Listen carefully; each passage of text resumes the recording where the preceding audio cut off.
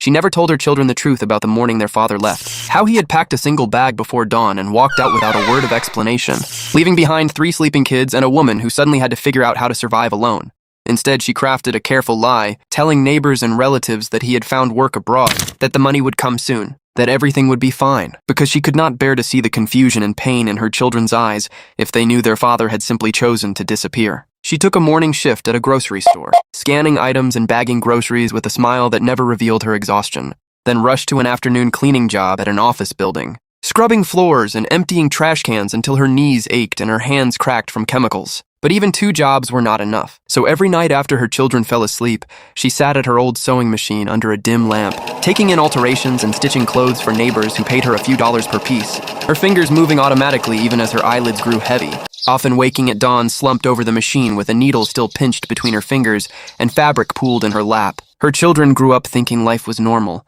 that other families also ate simple meals of rice and beans most nights, that new clothes only came on birthdays, that their mother's tiredness was just part of being an adult. Never realizing the weight she carried or the calculations she made every single day, choosing which bills to pay and which to delay, which dreams to sacrifice so theirs could survive. Years later, after they had grown and built their own lives, they discovered her old diary tucked in a box of belongings she had saved, its pages filled with lists of unpaid rent notices, medical bills she could not afford, and prayers written in her shaky handwriting asking for strength to make it through one more day. And in that moment, they finally understood that every opportunity they had ever received, every bit of confidence they carried, every ounce of resilience they possessed had been built on the foundation of her silent, relentless sacrifices. Drop a red heart if you agree.